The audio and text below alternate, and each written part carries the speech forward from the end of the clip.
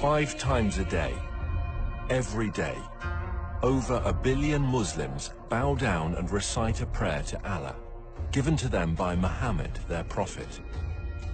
Every day, 5 times a day, they face a black rock in the holy city of Mecca and submit themselves afresh to the religion of Islam. Every day, they bow as a corporate group all around the world to express their solidarity as followers of Islam, for whom Muhammad is their prophet, the Quran is their scripture, and Mecca is their holy city.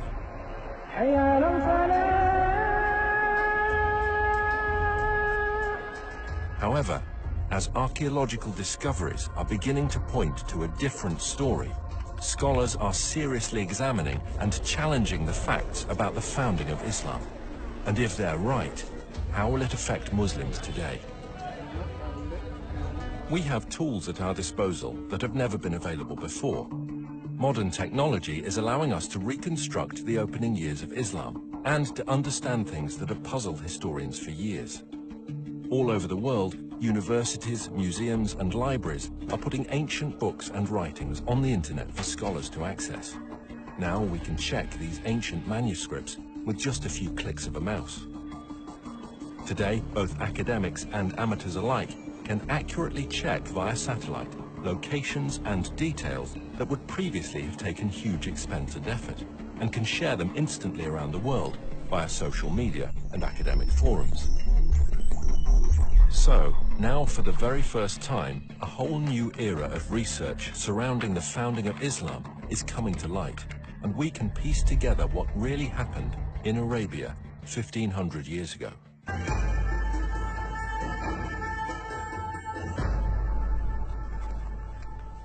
Writer and historian Dan Gibson has lived most of his life in the Middle East. He has extensively researched the peoples and places of the ancient world before Islam.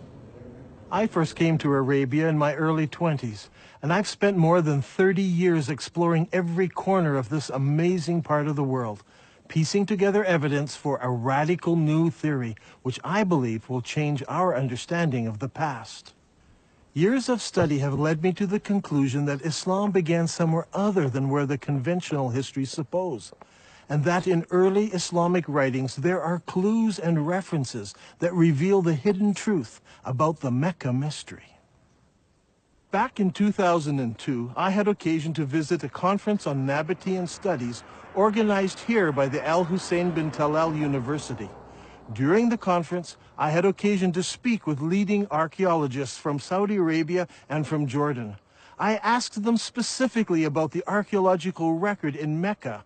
While not wishing to be named or quoted, they admitted that there was no archaeological record in Mecca before 800 AD. I had expected them to defend the opinion that Mecca was a walled city with houses and gardens and public buildings and temples. They said no, there was nothing like that there. Did you know that the name Mecca is mentioned only once in the whole Quran? Muslim scholars link other names with Mecca, names such as the Forbidden Gathering Place, or the Holy House, or the Place of Becca, or Weeping. All of these terms are universally associated with Mecca today. Nevertheless, the Quran itself does not tell us in so many words that these all refer to Mecca. Muslim scholars see no reason to debate this, but in recent years, some historians have raised questions. They have noted that Mecca was a barren place and not located on the ancient caravan route. People have imagined that the caravans carried incense, spice, and other exotic goods. But according to recent research, by the time of Muhammad, the age of frankincense was now long over, and the Arabs engaged in a trade of leather and clothing, hardly items that could have sustained a large city that was described as the mother of all cities and the center of the trade route. Look at this map. Where do all of the trade routes intersect? There are 3 places in northern Arabia that could be described as the center of the trade route. What is interesting is that Mecca was not even a stopping place because it was not even located on the caravan route. In this film, we will find out why there is a total lack of archaeology in Mecca from the time of the Prophet Muhammad. why descriptions of Mecca do not tally with the landscape, and how an early Islamic civil war altered the truth about Islam. While Muslims all over the world believed that their holy city and their founding leaders all lived in Mecca, in Saudi Arabia, Dan Gibson believes the evidence actually points elsewhere. During my studies of Arabian history, I've come across evidence that points not to Mecca, but to northern Arabia as the founding place of Islam. Up until now, no one has ever questioned that Mecca is the holy city of Islam. Every Muslim believes that he should pray towards the Black Rock in Mecca. But years of study and countless trips to all parts of the Arabian Peninsula have led me to a radical new understanding of Islamic history. I believe that in the process of understanding Islamic history, a fundamental error has been made. It wasn't a deliberate falsehood, it was just a misunderstanding of what happened during the founding years of Islam. So later Islamic writers corrected what they thought was an error in earlier histories when it was actually the truth. Is it possible that over 1 billion people who follow the religion of Islam misunderstand how and where their religion began? And if so, what implications does this evidence have for the average Muslim who wants to follow the instructions of Muhammad, his prophet? We are going to have to examine a time in history and a setting that few of us understand. For centuries, the histories of the classical world and Middle East empires have been discussed, but little effort has been given to the history of Arabia. This ignorance is true not just of the West, but also of the Arabs themselves. The Prophet Muhammad was born in 570 AD, at a time and a place that few people today really know about. His grandfather and his father were Nabatean merchants, and in fact Muhammad himself married a merchant woman. One day, Muhammad was meditating in a cave and an angel visited him. The angel taught him words of praise to Allah.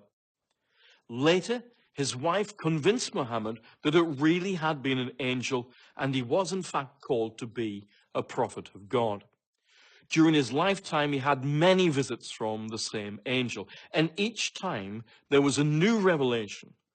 These revelations from the whole of the lifetime of Muhammad become gathered together to what we know today as the Quran.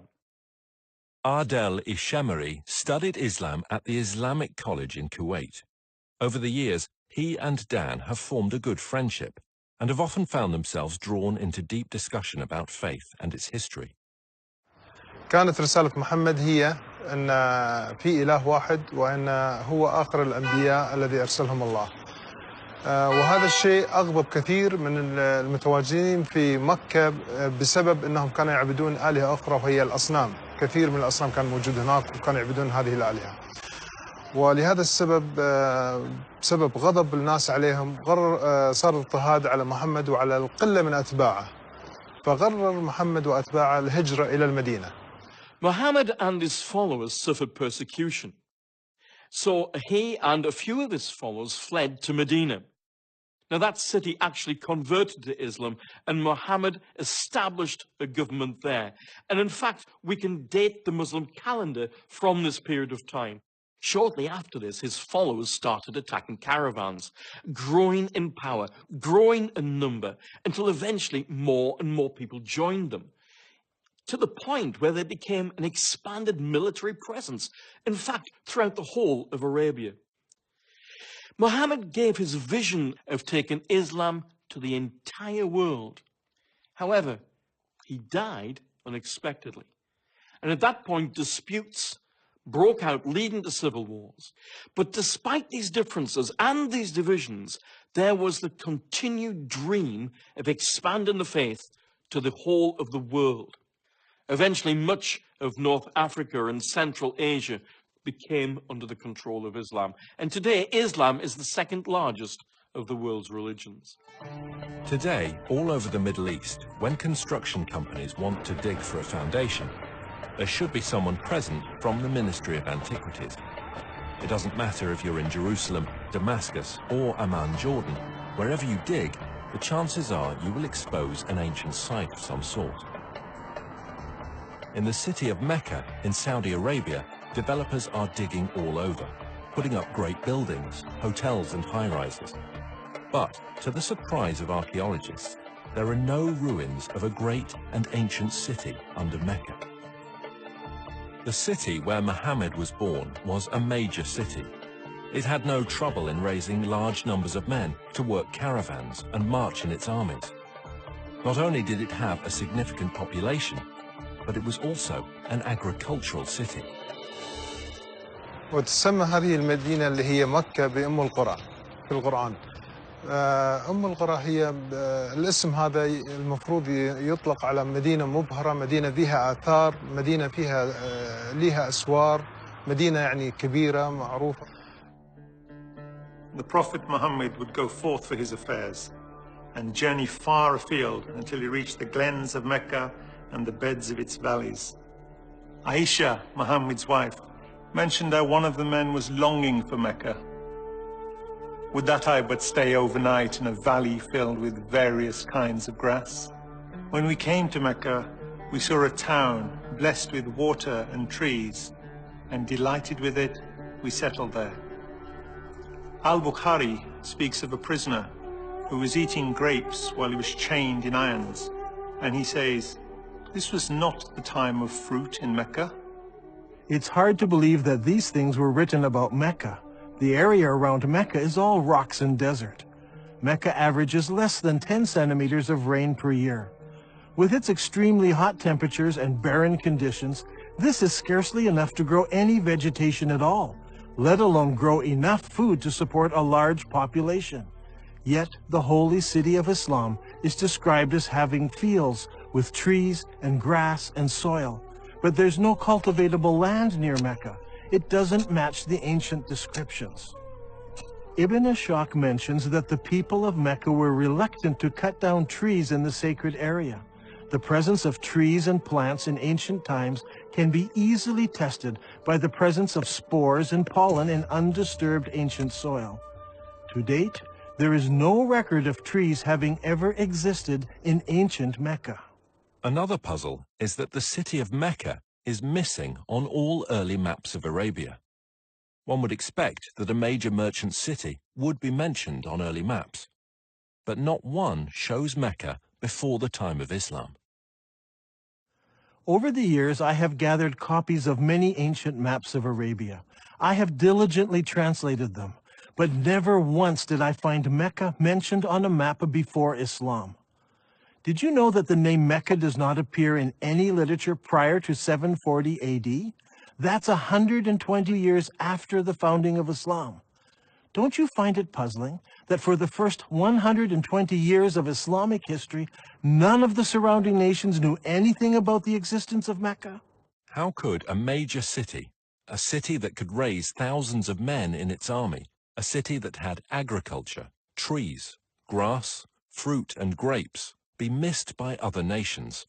How could a major city with walls, temples, and public buildings not be found in the annals of other nations, especially if it was a merchant city that undertook trade with all the nations around it? And most puzzling of all is that when we go to the physical location of this ancient city, we find that there is no early archaeological record. It was an insignificant location, not even on a trade route. Many historians today have come to the conclusion that the accounts of the founding of Islam are all myths. Obviously, there is a great discrepancy between what Islamic records tell us and what the archaeologists have been finding, so the conclusion they draw is that the Islamic records are just fabricated myths. In my years of study, I have become convinced that the early records are not myths, but that they refer to another location that fits all of these descriptions. I believe that Muhammad was born and raised in another place, and that Muslims are facing the wrong direction when they pray. According to commonly accepted Islamic history, the Kaaba was a major shrine in the city of Mecca and the focus of pilgrimage in Arabia. A good starting place might be studying the pilgrimage before the founding of Islam. وكما دون المؤرخ الطبري بأن هناك كان نوعان من الحج والعمرة. الحج الأكبر أو الحج الأصغر، وكان جد محمد كان يؤدي العمرة قبل الإسلام. This Umrah before Muhammad was at a time when the focal point of Arabian pilgrimage was to a place known as the Forbidden Gathering Place. This location held many pagan idols. وهذه الأسماء كانت موجودة قبل الإسلام، ولكن ما زال المسلمين إلى حد هذا الآن يستخدمون نفس الأسماء، ولكن هي الأسماء هذه إيتنا من الخارج، يعني من الوثنية، ليس أسماء إسلامية. In order for us to understand what was happening in pre-Islamic Arabia, we need to understand the importance of holy places in ancient Arabia. From ancient times, Middle Eastern religions have equated gods with regions rather than being universal. Modern readers of history have long been influenced by Greek and Roman concepts of the pantheon of gods and have failed to realize the significance that the ancient Arabs applied to gods of specific regions. In the eyes of the ancient Arabs, there were gods who lived in Mesopotamia, gods who lived in Egypt, and gods who lived in Greece, and so on. Arab merchants passing through an area would respect the local gods. They were not opposed to gods of different places. What they were opposed to was the representation of a god in human or animal form. They preferred to use geometric shapes. For instance, here is a god in the shape of a block. That one over there is shaped as a triangle. Each of these gods were considered local gods and must be respected when passing through their territory. Such a view of religion naturally leads to accepting territories and locations as being sacred to specific gods. Thus, the area around a temple, such as a particular valley or remote desert location, could be considered as sacred. It would have a precinct where people could gather, even with their enemies, and be safe, because violence was forbidden in the sacred precincts. When tourists enter the majestic beauty of Wadi Rum here in southern Jordan, they're so often taken up with the exquisite beauty of this valley and the rugged mountains that they miss a temple dedicated to the goddess Lat, or Alat as some call her. This Nabatean temple had a sacred area. It was located in front of the temple, with the mountains marking off the sacred area. Before Islam, Arabs were divided into many groups. They worshipped different gods and often fought amongst themselves over tribal issues. The one thing that held them together was the pilgrimage to a common ancient meeting place. The Quran calls this Masjid al-Haram, or the Forbidden Gathering Place. Masjid means gathering and is translated mosque today. Before Islam, there were no mosques, so the masjid was simply a gathering place. The Forbidden Gathering Place was a sacred place of refuge and security, where regular activities ceased and violence was forbidden, or haram. The concept of haram, or forbidden, is very strong in Islam. في القرآن ذكر المسجد الحرام، وهو المسجد الحرام في المدينة الإسلامية المقدسة، ويعتبر المسجد الحرام وما حواليه من المدن هو منطقة محرمة. Allah has made Mecca a sacred sanctuary, and it was a sanctuary before and will be so after. None is allowed to uproot its shrubs or cut its trees or hunt its game. So we have two descriptions of the original holy city of Islam. It was a haram place where killing was forbidden, and it was the focus of the pilgrimage for many centuries before the founding of Islam. Now look here, much of the graffiti found throughout the Negev and southern Jordan was written by people on pilgrimage to the ancient city of Petra in southern Jordan. Thousands of people scratched their names and messages on rocks as they made their way to Petra for pilgrimage. This creates a problem for us.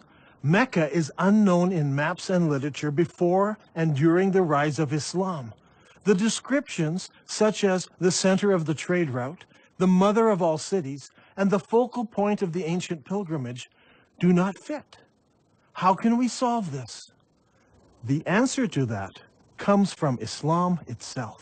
المساجد في الوقت الحاضر تتجه كلها صوب القبلة، صوب الكعبة، وهناك مكان في المسجد يسمى المحراب الذي الإمام يوقف فيه ويصلي يقود المصلين، ولكن في الأيام الماضية ما كان موجود هذا المحراب، ولكن كان في حائط يتجه صوب القبلة، وكان المبنى بالكامل مبني باتجاه صوب القبلة.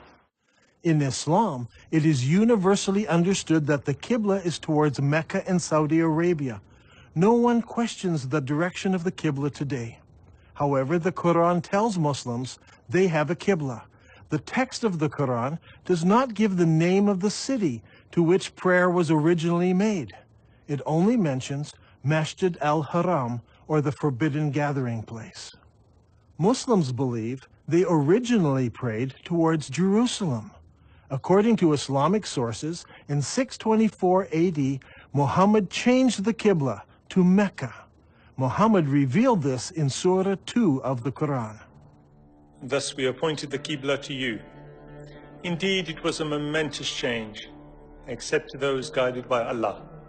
Allah would never make your faith of no effect. Now, shall we turn you to a Qibla that shall please you? Turn then your face in the direction of the Masjid al-Haram. Wherever you are, turn your faces in that direction. As a historian of the Arabian Peninsula, I've always been interested in finding the location of the original Qibla. What direction did Muhammad pray towards before the Qibla was changed? Was it Jerusalem as some claim? Was it Syria as some claim? Or was it some other direction? If we were to do this study 100 years ago, it would require an incredible amount of work and research. We would have to travel the world searching ancient sites to find the earliest mosques in Islam. Now, in a few moments, we can do what used to take a lifetime. Google Earth lets us look down on sites from space, and websites like ArcNet can combine the research of hundreds of students and professors. We can examine structures based on various criteria. We choose Islamic buildings, arrange them by date into a chronological list, then determine when they were constructed, check their Qibla direction by using Google Earth, and collate this to determine when the Qibla direction changed towards Mecca. This will give us solid data to work with. Now, determining the Qibla direction is not an exact science. Some of the early mosques like this one are not exactly square. So researchers need to find the Qibla wall and project 90 degrees from that wall. Because early buildings were not square, we cannot use the side walls or the back walls.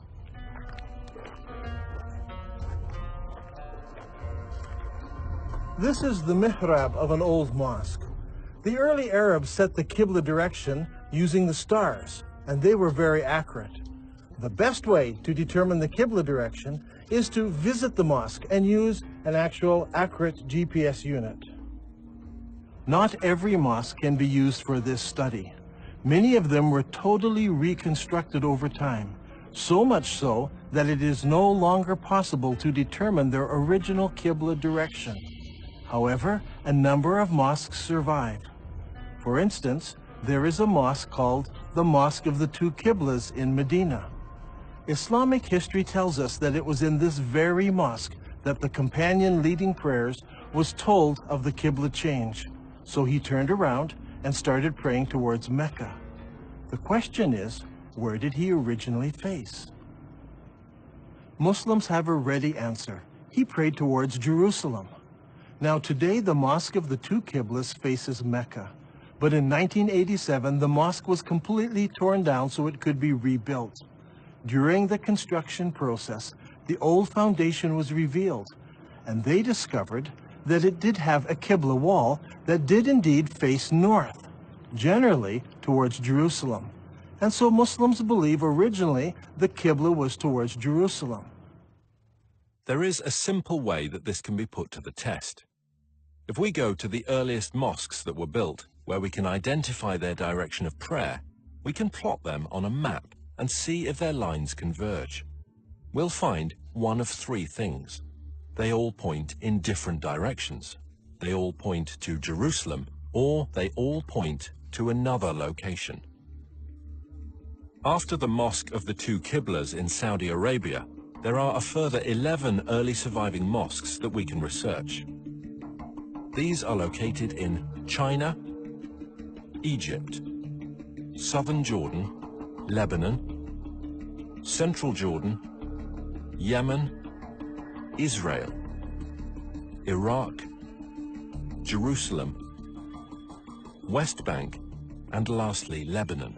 So, if we go in the order that they were built, the second surviving mosque was built in Guangzhou, China. Guangzhou is the modern name for what was known as the city of Canton. When Marco Polo reached this city in 1300 AD, he discovered over 100,000 Arab and Persian merchants living there. You see, the Arabs had been trading with the Chinese for hundreds and hundreds of years. This is all well documented. And so Abu Waqas, an uncle of Muhammad, traveled to China on a trade mission. And according to Chinese manuscripts, he built a mosque for the Arabs in Canton in 627 AD, or 6 years after the founding of Islam. I personally examined this mosque and used a GPS unit to determine the mosque's Qibla direction. What I found was surprising. This mosque does not face Mecca. It faces 12 degrees north of Mecca, meaning that it does not face Jerusalem either. Its Qibla passes south of Jerusalem. The next mosque was built in 641 AD, about 20 years after the founding of Islam, in the town of Fustat, just outside of Cairo. This mosque was rebuilt and enlarged several times, so that today the original foundation is no longer evident. However, a description of the original ground plan of the mosque survives, and the Islamic records tell us that the first Qibla pointed east and later had to be corrected towards the south, towards Mecca. The next surviving Islamic building is the Umayyad Palace, built here at Humayma in southern Jordan. Around 700 AD, or about 80 years after the founding of Islam, the Abbas family built a large manor house here. This house had no special mosque area. Rather, the faithful would line up here in the courtyard to pray. This house has Qibla direction, but it is not towards Jerusalem. The following year, a new mosque was built in Baalbek in Lebanon. Notice that its Qibla does not point to Mecca. 1 year later, the Umayyads built a large and impressive mosque here on the citadel in Amman, Jordan. This mosque points south. Mecca is over there. A couple of years after this, in 705 AD, or 84 years after the founding of Islam, Muslims constructed the Great Mosque of Sana'a in the capital city of Yemen. While this mosque points in the general direction of Mecca, it actually points to the west of Jerusalem. The following year, in 706 AD, the Umayyad Muslim rulers built Khirbat al-Minya, a large palace complex in Israel on the shores of Galilee. This palace complex had a specific room used as a mosque. According to the inscription set into a gateway, it was built 87 years after the founding of Islam by the Muslim ruler Al-Walid. This building and its mosque do not face Jerusalem. That same year, the Muslims also built the Wasit Mosque in Iraq. Originally, archaeologists claimed that this mosque pointed to Jerusalem. However, further research has shown that this mosque points south of Jerusalem. The next mosque is the Al-Aqsa Mosque in Jerusalem itself. This mosque is not the temple dome, but rather the old mosque to the south of the dome. This mosque is already in Jerusalem, but it also has a Qibla, and it does not point to Mecca. The next mosque we come to was built in 724 AD, 103 years after the founding of Islam. This is the Khirbat al-Mafja Mosque near Jericho in the Jordan Valley. This palace was built near the end of the Umayyad dynasty. By looking at the floor plan, we can see that the palace and its mosque faced south rather than towards Mecca. That same year, a mosque was built at Anjar, about 58 kilometers from Beirut. It was built near the end of the Umayyad period, and no more than 30 years later, it fell into ruins and eventually was abandoned. Since it was never rebuilt, we can easily determine the Qibla direction. which does not point towards Mecca or Jerusalem.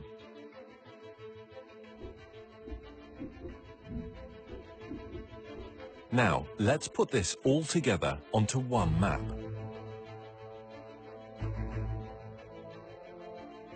The result is amazing.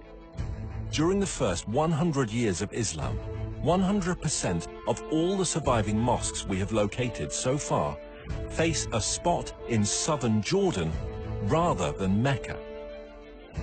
From north, south, east and west, mosques all face towards one spot. This isn't some small error in determining the Qibla direction. They all specifically point to just one place. Directly under this point is the ancient city of Petra. This is a city that is well known to us today. It is a popular tourist site. Tourists come from all over the world to marvel at the great temples and the monuments in this city. Could it be that Petra is the mother of all cities described in the Quran? It was the focus of the ancient Arab pilgrimage. So could Petra also be the birthplace of Muhammad and the founding city of Islam? الآن غريب، يعني أنت تقول إن البتراء لكن البخاري يقول لنا هي القدس، فشلون تبي نفكر في هذا الأمر؟ شلون تبينا نقبل هذا الشيء؟ يعني البخاري قال لنا القدس. Every good Muslim tells me that Muslims used to pray towards Jerusalem. They know this because Bukhari tells them this. And I agree, Bukhari says it was Jerusalem. But Bukhari is writing some 200 years after Muhammad, and he's writing more than 100 years after the Qibla change took place. So he's not an eyewitness. He's just collecting what people are remembering. And he actually notes several conflicting ideas that were circulating at the time. While some people were offering morning prayer at Quba, a man came to them and said, "A Quranic order has been revealed to Allah's apostle tonight, that he should face the Kaaba at Mecca. So you too should turn your faces towards it." At that moment, their faces were towards Syria. And on hearing this, they turned towards the Kaaba at Mecca. I believe that originally Muhammad, while living in Medina, prayed north towards Petra, which was in the Roman province of Syria. By the time Bukhari was collecting his stories, people had forgotten Petra, and everyone remembered that their great-grandparents prayed towards Syria. دان القرآن يقول لنا مسجد الحرام في مكة، فيا ترى مكة وين موقعها الحقيقي؟ Those who bring up the argument about Becca raise an interesting point. I agree that in Islamic literature, the name Becca is synonymous with the first holy city of Islam. When Muhammad was a young man, the people decided to rebuild the Kaaba. In the rubble, they found several building blocks with inscriptions written in Syriac, the language of the Nabateans. They found a Jew who could translate it for them. "I am Allah, the Lord of Mecca. I created it on the day that I created heaven and earth, and formed the sun and moon, and I surrounded it with 7 pious angels. It will stand whilst its 2 mountains stand, as a blessing to its people with milk and water." The word Becca is an ancient Semitic word which means to weep or lament. If a location was assigned the title Becca, it would mean the place of weeping. The name Becca has never been used of Jerusalem. It appears only once in the Bible in Psalm 84. Here it is used in reference to a valley of weeping. But the Quran also speaks of a valley of weeping, where Hagar was weeping over Ishmael. The Quran places this story in Becca, which is the early name for the place where the Kaaba was built. Surely this location was not Jerusalem, which is built on top of a mountain and not in a valley. I think the answer is quite simple. There were many major earthquakes in Petra, such as the one in 551 AD, only 19 years before Muhammad was born. We are told that during that earthquake, much of Petra was destroyed. Petra could have been called the Valley of Becca because so many people were killed over so many years from all the earthquakes. If Petra is the holy city of Islam, then there should be evidence of Muhammad's tribe. the Quraysh, around Petra. If Dan Gibson can find Muhammad's tribe, it will greatly support his theory that Muhammad was from the Petra region and not from Mecca.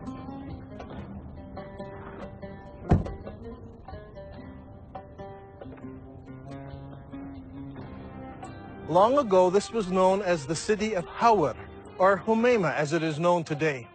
Archaeologists have uncovered a farmhouse belonging to the Abbasid family and a mosque built sometime later.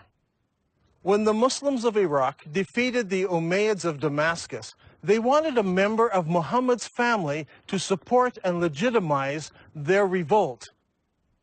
And so they came here to Humayma, 27 miles from Petra. It was here that they found Muhammad's family and the Quraysh tribe.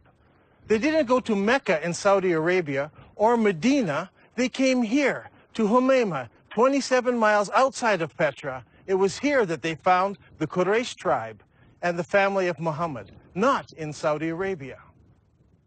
So far, we have discovered that the early mosques of Islam all faced the ancient city of Petra. But does the city of Petra fit the Islamic descriptions of the original holy city of Islam? There is a story told by all of the early biographers of Muhammad. It concerns Abdullah, Muhammad's father. He was working in the field one day and he came home with dirt on his hands. He went into his first wife and said, "Lie with me," but she refused because he was dirty. So he went out, washed off the soil, went into his next wife, Amina. She conceived, and in this way Muhammad was born. What is important to us about this story is that all of the early writers use the same word for the dirt on Abdullah's hands.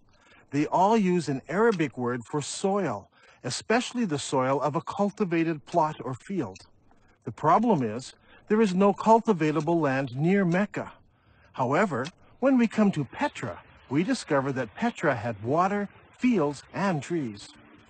According to archaeologists, there were private and public gardens, as well as running water brought into the city through aqueducts and clay pipes. Archaeologists have described fruit trees, grapes, and gardens existing in ancient Petra. Even today, there are cultivated plots of land between Petra and El Beida, which is 5 kilometers away.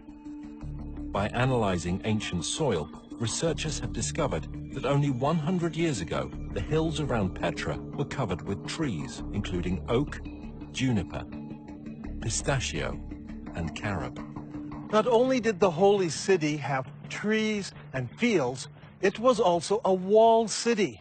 Ibn Ishaq says, and they surrounded him by the walls of Mecca.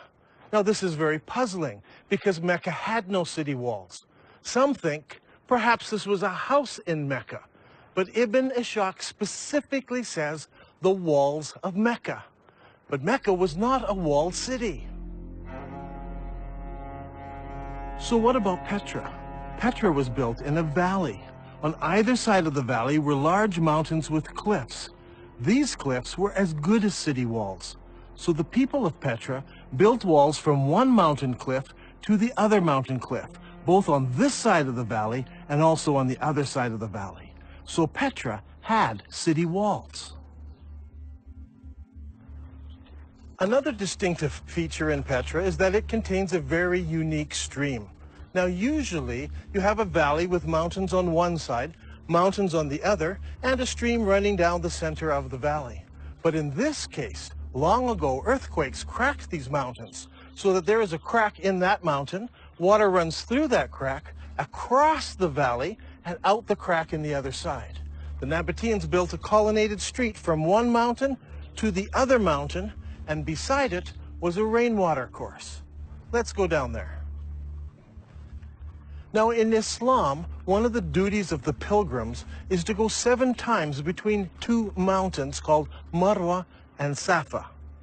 What is interesting is that Bukhari tells us that Muhammad chose to do this, running in the rainwater course between the 2 mountains. But there are problems. Safa and Marwa are just small rocks. Today they're housed right inside of the mosque building. As you can see on this drawing, there was no rainwater course between these two rocks. But here in Petra, the description fits exactly from one mountain to the other. There are 4 ways into the Petra Basin. Since Petra is in a valley, one could enter from either end of the valley. During the year of the contest of Mecca, the Prophet entered Mecca through its upper part. But there were also other ways of entering Petra. The ancient records tell us that the holy city could be entered and exited by a crack in the rocks. In Arabic, this is called a thaniya. Al-Bukhari mentions this several times. Allah's apostle used to enter Mecca from the high Thaniya and used to leave Mecca from the low Thaniya.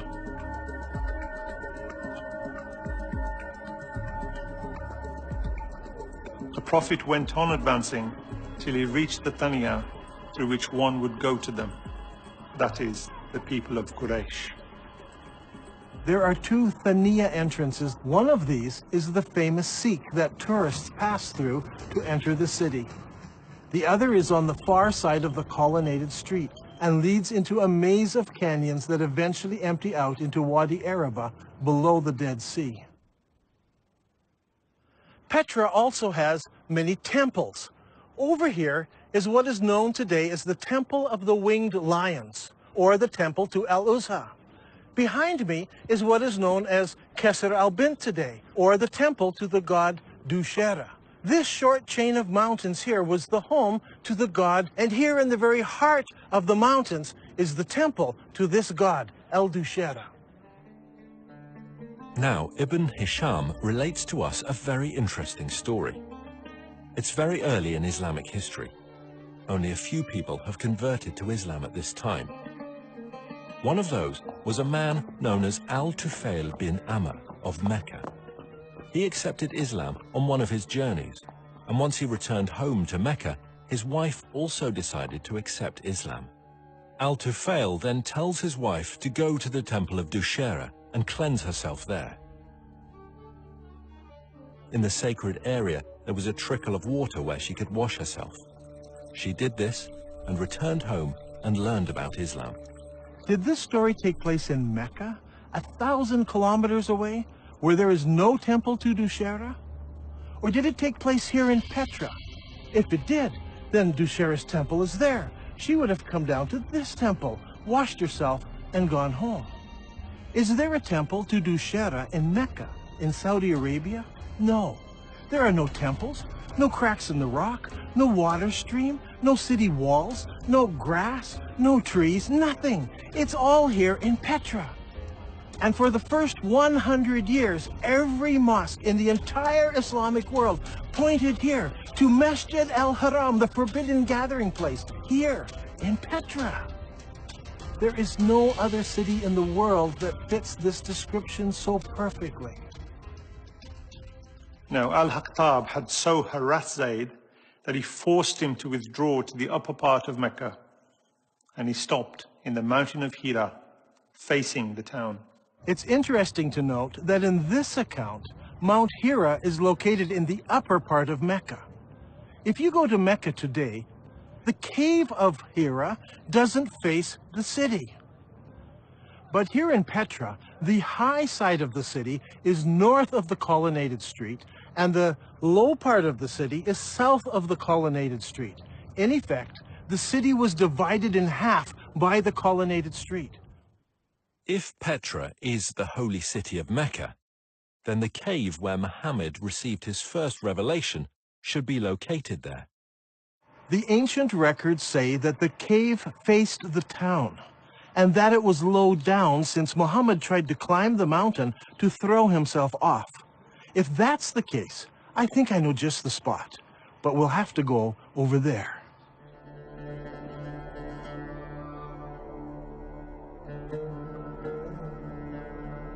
Here in this cave, we can see where there are many various god blocks.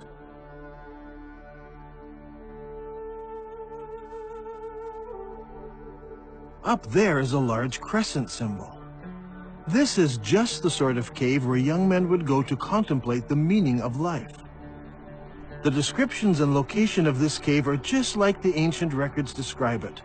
Just outside of the city, the entrance facing the city, and evidence that people spent time here in religious worship and meditation. I think that this is one of the holiest spots for all of Islam, and it's here, in Petra.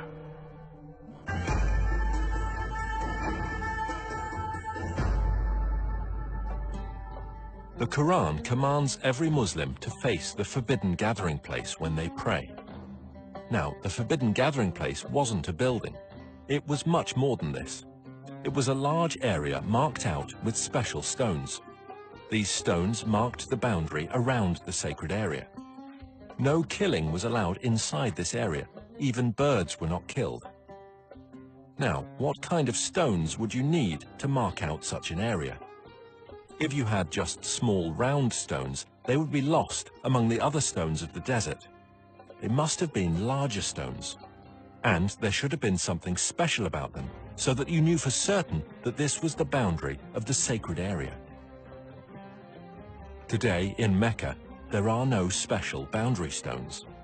Historians have long wondered what these marker stones might have looked like, but they seem to have been lost in the years that have passed since then. Or perhaps they were never there. If Petra is the original holy city of Islam, then of course the special stones wouldn't be in Mecca. They would be in Petra. Now there's a feature about Petra that's absolutely fascinating. Whenever tourists come to this city, they pass by a number of square-cut stones known as the Jinn rocks. This is a fanciful name given to them by the local Bedouin. What is interesting is that there are more than 20 of these large square stones marking all of the entrances of the city. Is it possible that these mark out the forbidden sanctuary? Perhaps that's why they're not located in Mecca. If that is true, then Masjid al-Haram, or the forbidden sanctuary, would have been located here. And if it was located here, then the Kaaba would have been located here as well. But it's not, because a man named Ibn Zubair moved it.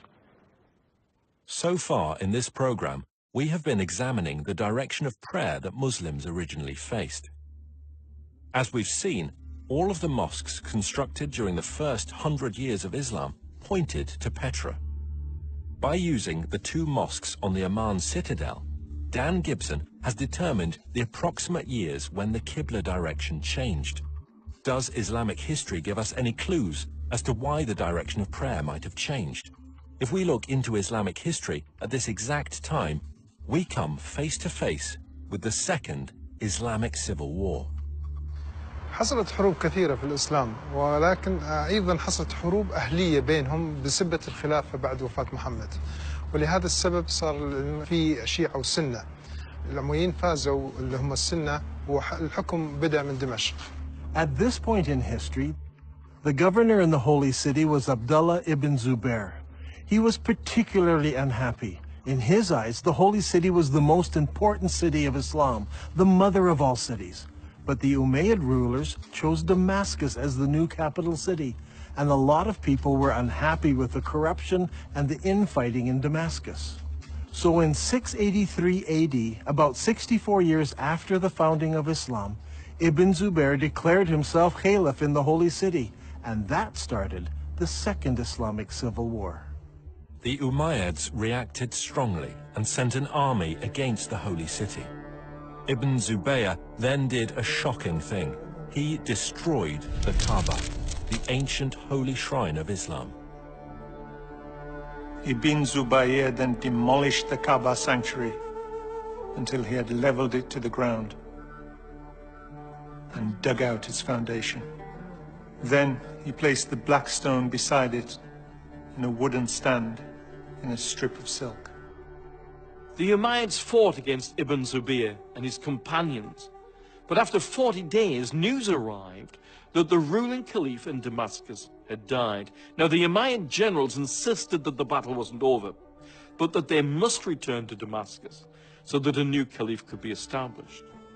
The members of the Umayyad royal family had come to the battle as well, and they insisted that they must return to Damascus under the protection of the entire army, so the whole army marches off.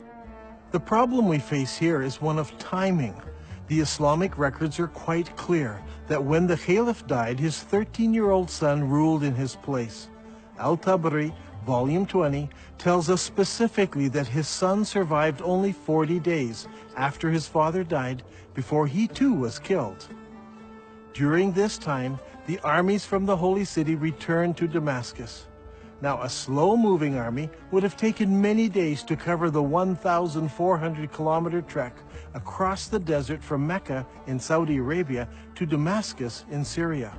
If the army could move at 20 miles a day, it still would have taken them 43 days.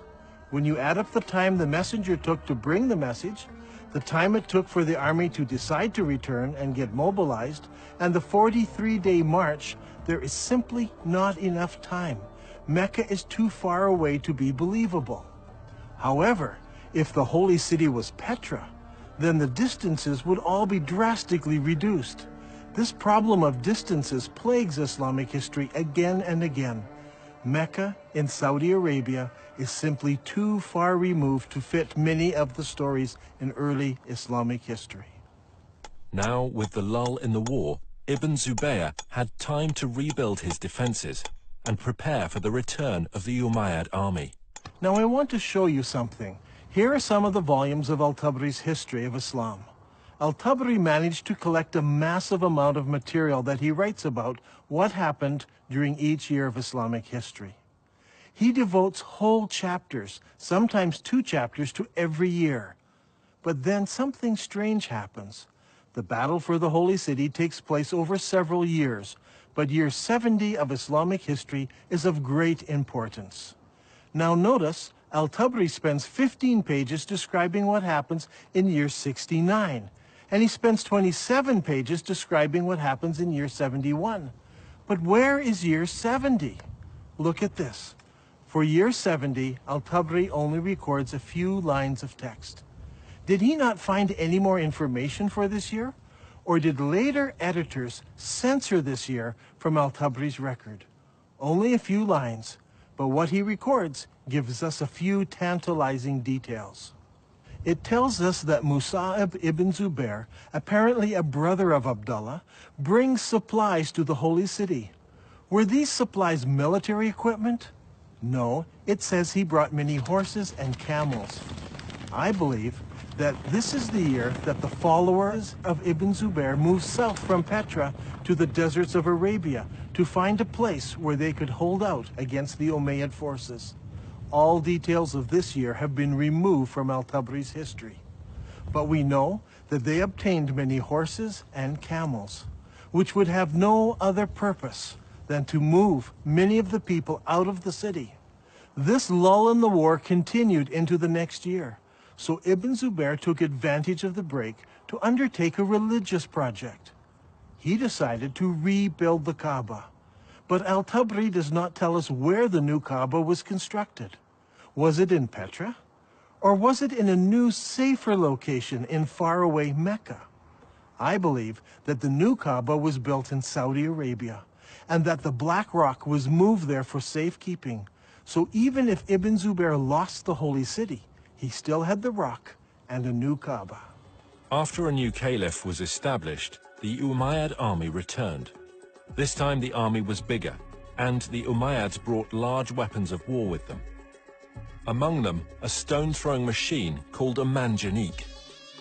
The war between Ibn Zubayr and Al-Hajjaj took place for 6 months and 17 nights in the hollow of Mecca. Yusuf ibn Mahak said, "I saw the manjanik with which stones were being hurled. The sky was thundering and lightning, and the sound of the thunder and lightning rose above that of the stones, so that it masked it."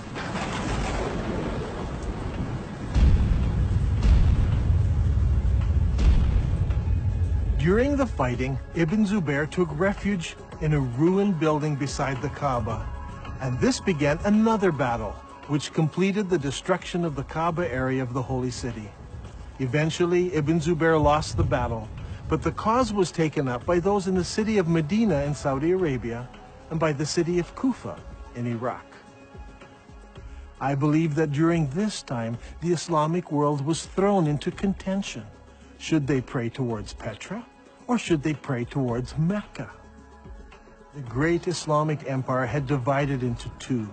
Originally, the Umayyads ruled from Damascus, and they prayed towards Petra.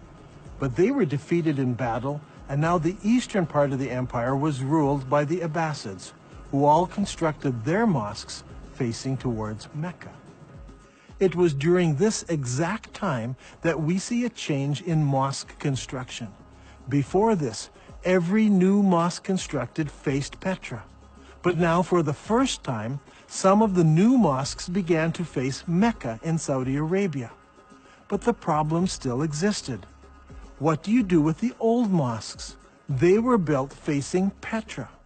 It was during this time that mosques began hanging a sign on the wall to indicate the direction of prayer. It was said in the reign of Uthman that the Caliph ordered that signs be posted to the walls of the mosques in Medina. This was so that the pilgrims could easily identify the direction to which they needed to address their prayers. Now, this is a very interesting development, because up until this time, mosques were built so the faithful had only to face the Qibla wall and they faced the holy city. Why would you need to introduce a sign unless the direction of prayer had changed? Around this time, around 89 years after the founding of Islam, a niche was suddenly introduced into mosque structure to denote the direction of prayer. This niche was added to older buildings and also incorporated into newer buildings. Today, the niche is standard in every mosque, but it wasn't originally. There was no niche until the Qibla direction changed. In the Civil War, the Umayyads still prayed towards Petra, but the rebels in the Holy City in Medina and in Kufa chose to pray towards the new Qibla in Saudi Arabia. When the armies of Kufa met Ibn Zubayr, Bujayd ibn Abdullah al-Musli spoke. Praise be to God who has tested us with shackles and tested you by your forgiving us. Ibn Zubayr, we are people who turn to the same Qibla as you. What a strange phrase. We are the people who turn to the same Qibla as you. Muslim historians argue that this means the same Qibla as every other Muslim.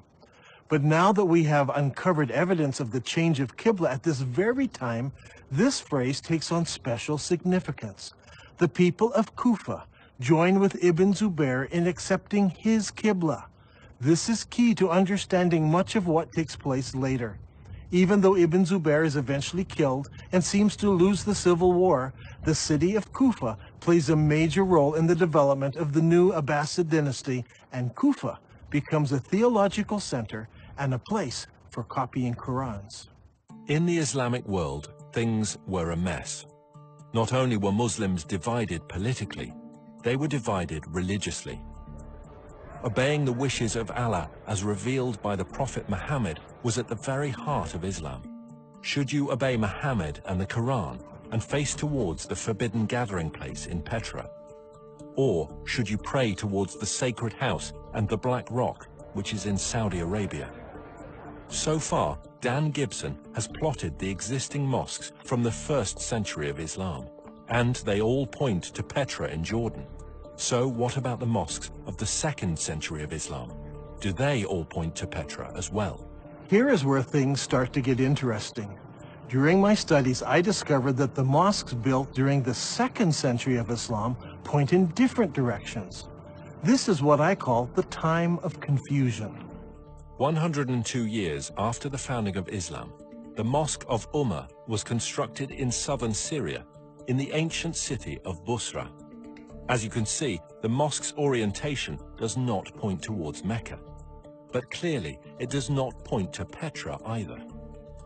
5 years later, the ruling Muslims built a palace in the Syrian desert known as Qasr al-Hayar al-Gharbi. This is a drawing of the floor plan of the palace and the mosque in the corner of the complex. The whole complex seems to face somewhere between Petra and Mecca.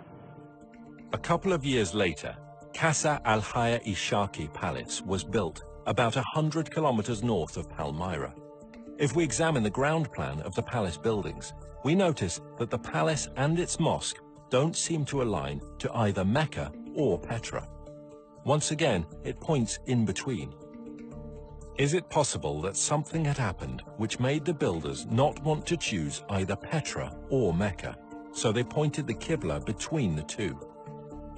We can see from the map that the Qibla points exactly between the two cities. It is not a slight error in calculation, but a deliberate avoiding of both Petra and Mecca. So, we must find an answer elsewhere to explain that change. 109 years after the founding of Islam, a mosque was built in Bangalore, Pakistan. Like all of the other mosques of the period, it had only a Qibla wall without a niche. This mosque, however, pointed towards Mecca in Saudi Arabia.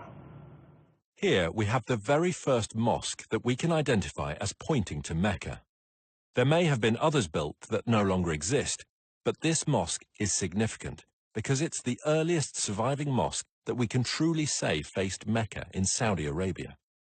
And what is astounding is that it was built about 100 years after the death of Muhammad. This is very late for Muslim historians, and it is going to cause traditional Islamic history all kinds of trouble.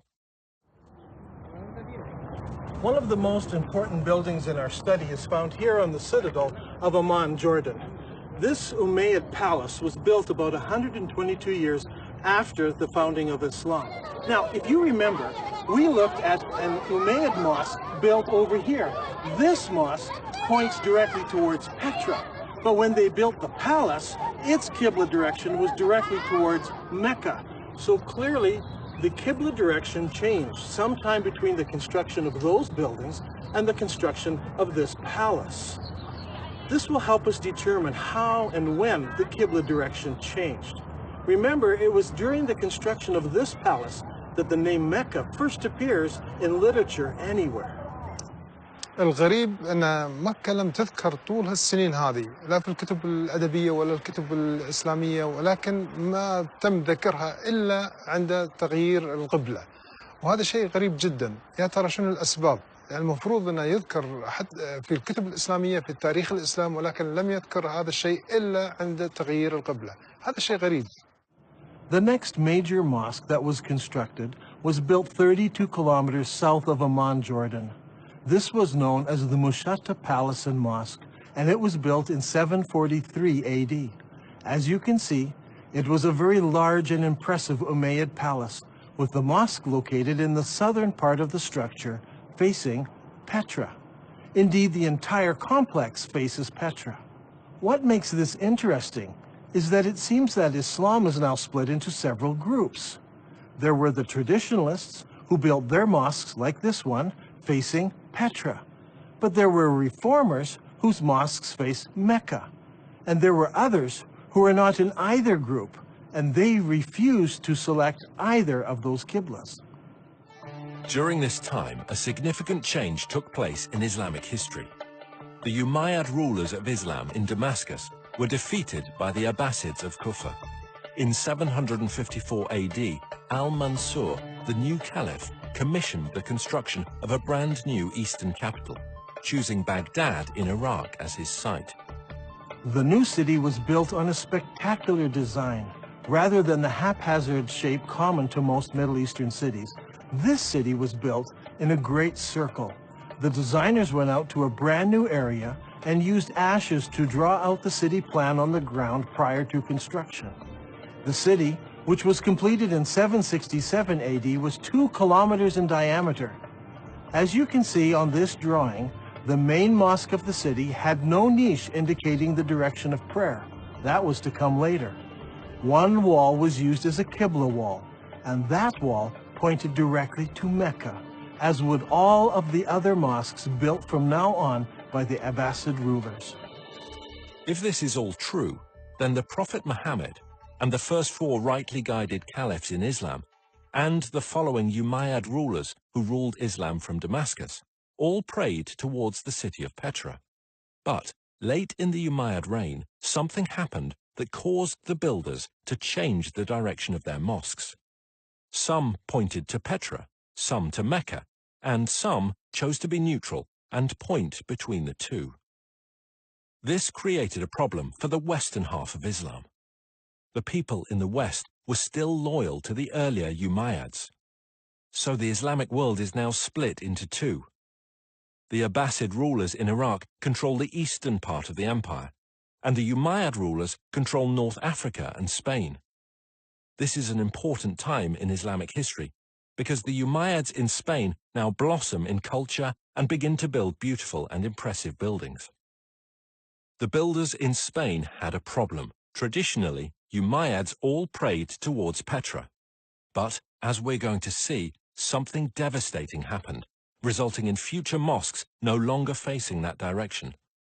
Their enemies, the Abbasids, now pray towards Mecca in Saudi Arabia, so they don't want to choose that direction of prayer. So what should the Umayyads do? As I examined the mosques built by the Spanish Umayyads, I discovered a most surprising development. These builders chose neither Petra nor Mecca. Now, as we have seen, some of the builders in the Middle East chose to point their qiblas between the two cities. But the builders in North Africa and Spain decided to do something completely different. Over the years, historians have always been puzzled by these mosques. Their qiblas seem to point towards somewhere in South Africa, but all of the African and Spanish mosques point to slightly different places. It all seems very confusing. However, when plotted on a map, we can see that the mosques of North Africa and Spain all have qiblas that are parallel to a line drawn between Petra and Mecca. So rather than choosing Petra or Mecca, they chose to make their qiblas parallel to a line drawn between the two cities. كل المسلمين يعرفون بأن مكة موجودة في السعودية، وأنت في نظريتك اليوم يعني تقول لي مكة موجودة في البتراء. على أي أساس أنت جبت هذا الفكرة؟ يعني شنو الدليل؟ شنو البرهان؟ هذا يعني برهانك ودليلك على هذا الشيء. احنا اللي عارفينه أن مكة موجودة في السعودية.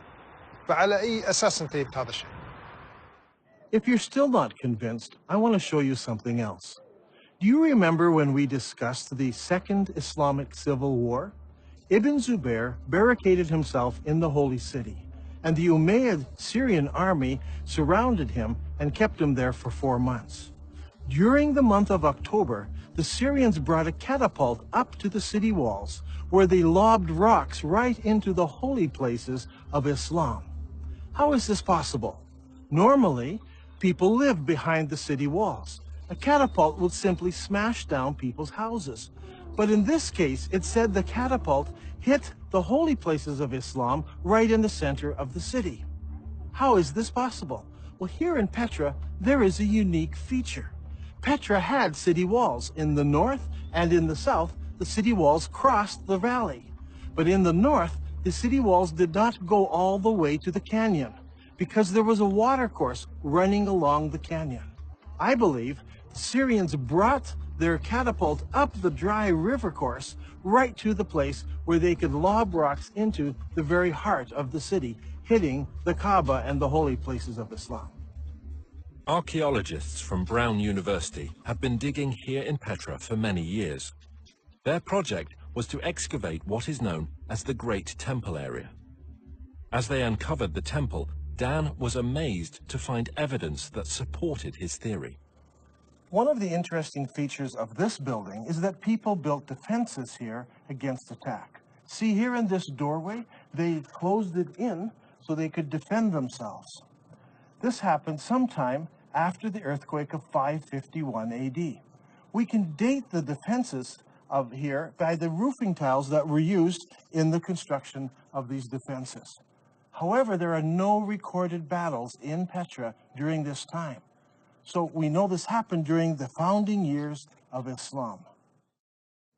But this is not the only evidence we have. During the excavations, the archaeologists uncovered over 400 catapult stones. These stones are buried in about the right place at exactly the right time. This is an extremely strong indication that the battle took place here and that the first original Kaaba was close to this location. So, Islam was divided between the traditionalists and the reformers. The traditionalists prayed towards Petra in Jordan, and the reformers prayed towards Mecca in Saudi Arabia, and others deliberately choosing a middle path. How were they ever going to solve this dilemma? Petra, the city of weeping, suffered a fatal calamity. Massive earthquakes shook the Petra region, destroying buildings, temples, and houses. The damage was so bad that the city was never rebuilt again. The evidence for that first Kaaba is gone now. The catapult stones destroyed much of it. Ibn Zubair destroyed the rest. In 713, an earthquake destroyed the dam that diverts the water around Petra. So every year, floodwaters washed away whatever evidence was left. So, with the memory of Petra fading from view, the chroniclers of Islamic history, writing some 150 years later, would never mention it by name. In time, the memories of these two locations became merged into one, that of Mecca in Saudi Arabia. From now on, all Qiblas would point here. It wasn't until modern archaeological tools, satellite photos, and the internet allowed the networking of historians, academics, and scholars around the world to start piecing together a different picture. هذا الأمر غريب، يعني أول مرة نسمع فيه، يعني شلون المسلمين تبيهم يصدقون في هذا الشيء المكتوب، يعني غريبة، ليش ما مذكور في الكتب الإسلامية ولا مذكور في كتب التاريخ؟ شلون نسوا ولا يعني يا ترى هل تناسوا ولا نسوا هذا الأمر؟ شلون ما ذكروه؟ شيء غريب. In order to understand the events that influenced the writing of Islamic history, we need to recognize several things. First, it is my belief there was a literary vacuum in the early Islamic empire, created by zealous Muslims who destroyed books and manuscripts, erased inscriptions, burned libraries, and destroyed all literature except the Quran, which was mostly bits and pieces of what people remembered of the revelations that Muhammad gave. This destruction of written material by the Islamic forces has been well documented. One piece of evidence is a letter from 640 AD from the Caliph to General Amru, the leader of the Muslim armies in Egypt, who asked the Caliph what should he do with the thousands of manuscripts he found in warehouses in Alexandria. The Caliph's answer has been recorded and known for centuries. As for the books you mention, here is my reply. If their content is in accordance with the revelations of Allah, we may do without them. For in that case, the revelations of Allah more than suffice. If, on the other hand, they contain matter not in accordance with the revelations of Allah, there can be no need to preserve them. Proceed then and destroy them. The Muslim writer Ibn al-Kifti tells us that the books were distributed to the public baths of Alexandria, where they were used to feed the stoves, which kept the baths comfortably warm. They say it took 6 months to burn all that mass of material. Eutychius, the Patriarch of Constantinople, recorded that there were 4,000 baths that received books from the Alexandrian library. This burning of books, however, did not start in Egypt, but 4 years earlier in Persia. Caliph Umar's army met with the Persian armies in the Battle of Qadisiyah in the year 636 AD. In early January 637, the Muslim advance guard reached the outskirts of Ctesiphon and laid siege to the city for 2 months. Eventually the city fell and the Muslims occupied it. During the fighting, the palaces and the library at Ctesiphon were deliberately burned. In the end, the only book that managed to survive in Arabia was the glorious Quran. When it comes to the history of the Quran, historians have struggled. It seems that most of the Quran was retained in an oral fashion rather than written form. While the Arabs were great memorizers and had the ability to retain the entirety of the Quran, the retention of materials in an oral tradition suffers from several difficulties. First, the accuracy of the memories of the individuals involved must be perfect. In the case of the Quran, arguments arose over the various verses, how they should be rendered, and if they should or should not be included in the whole. Second, the problem of transferring knowledge from the learned to the novice is often a difficult step. In the case of the Quran, most of the men who memorized the sayings of Muhammad were also warriors. As is often the case, Warriors die in battle, and their knowledge of the Quran perished with them. This is amply illustrated in the Battle of Yamama, when an estimated 450 men who had memorized the Quran were killed. Hudayfa bin al-Yaman came to Uthman at the time when the people of Damascus and the people of Iraq were waging war to conquer Armenia and Azerbaijan. Hudayfa was afraid because the people of Damascus and Iraq had differences in the recitation of the Quran.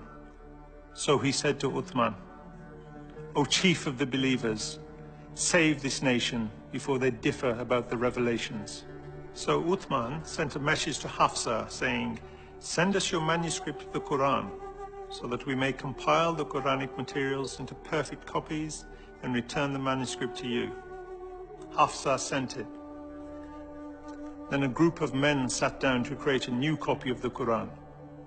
Uthman said to the three Quraysh men, "In case you disagree, write it in the dialect of Quraysh, for the Quran was revealed in their tongue." When several copies were written, Uthman returned the original manuscript to Hafsa. Uthman then sends every Muslim province one copy of what's been written, and he orders that all of the Quranic material, whether written in fragmentary manuscripts or even in whole copies, that they all be burned. And so the burning continued. This time, even Quranic materials were burnt. But it did not stop the arguing about what should or should not be included in the Quran. When the new Qurans arrived in various provinces, people argued against them. Sa'id bin Thabit said, "A verse from Surah Al-Ahzab was missed when we copied the Quran, and I used to hear Allah's apostle reciting it. So we searched for it and found it with Huzayma bin Thabit al-Ansari." These 5 or 6 copies were now the only Qurans in the entire Muslim empire. Uthman's order to burn all other Quranic material tried to wipe out all Qurans everywhere, except the few that were held by the provincial governors. In effect, all non-Muslim books were destroyed, and then the Muslims destroyed all of their own books and writings, except for 5 or 6 copies.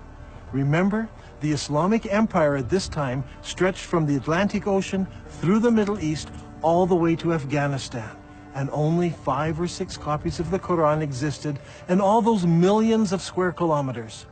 This is what I refer to when I speak of a literary vacuum. Much later, once the Abbasids took control of the Islamic Empire, they recognized this literary vacuum and they set out to correct it.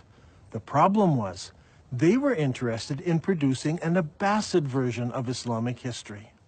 So all of the materials produced under the Abbasid control reflected the politically correct version of Abbasid history. These histories and hadiths about the previous 250 or more years were collected, copied, and distributed. Those books that were written earlier were either destroyed or edited by later writers who thought they found errors in them. Under Abbasid rule, massive religious, scientific, and academic projects were undertaken. The Abbasid rulers encouraged scholarly development that would not only present the early years of Islam in a good light, but would also confirm their own right to ruling the empire. During this period of time, we find the great Islamic historians writing their treatise on Islamic history. And they also edit the earlier accounts. For example, we don't have Ibn Ishaq's original biography of Muhammad, as Ibn Hisham, under the Abbasids, corrected what he called grievous errors in the original account. After the editing of Ibn Hisham, the rest of the great Islamic historians began to write their histories, and they present us with an Islamic history that was tailored to suit the religious and political worldview of the Abbasids of their day. Is it possible that Muslims today are victims of an Abbasid cover-up? Did the Abbasids purposely turn Muslims away from praying towards the forbidden gathering place in Petra, as the Quran commands, and make them pray towards the Black Rock, now residing in Mecca? Are Muslims still being misled by Abbasid propaganda? I believe the stage was set when early Muslim leaders gathered together the various scraps of the Quran. The problem wasn't the collection, it was the destruction of anything that opposed their view. There is a great divide here between Western thought and Muslim thought. In Western thought, the later manuscripts are less reliable, as they are copies of copies. We need to go back to earlier source material, as it's more accurate.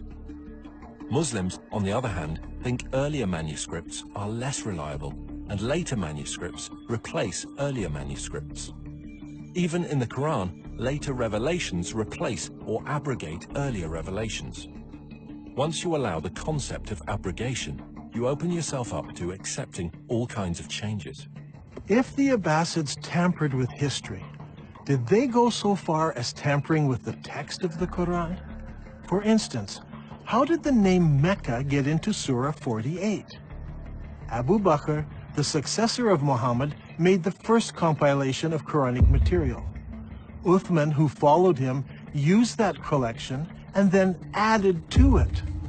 The historians tell us that even after Uthman had compiled his Quran, people remembered still more verses that Muhammad had revealed. Every time a new Quran came out, it was touted as the most complete Quran. The previous ones were okay, but the newer ones were more complete, with more revelations in them. Did the Abbasids bring out an even more complete Quran that contained mention of Mecca? Today we have many of the Abbasid Kufic Qurans in museums from Istanbul to Samarkand. These Qurans use the Kufic script invented in the city of Kufa. But what about earlier Qurans written in other scripts? I have searched through many of the early Quranic parchments written in pre-Kufic script. It should come as no surprise that none of the pre-Kufic material includes verses about the changing of the Qibla or the city of Mecca. Historians have challenged me that I'm trying to rewrite all of Islamic history. I assure you I'm not trying to do this. I'm only suggesting one small change. Long ago, the holy city of Islam was referred to as Mecca. I believe that name was used for the city of Petra after repeated earthquakes killed many people. After Ibn Zubair moved the Black Stone to Mecca, scribes had only to make one small change to Islamic writing. In Arabic, Mecca is written like this. It's very easy to change the ba to a meme. Watch again. That's all it took. It is virtually undetectable to later readers. Did the Abbasid scribes correct an earlier reference to Mecca in the Quran and make it into Mecca?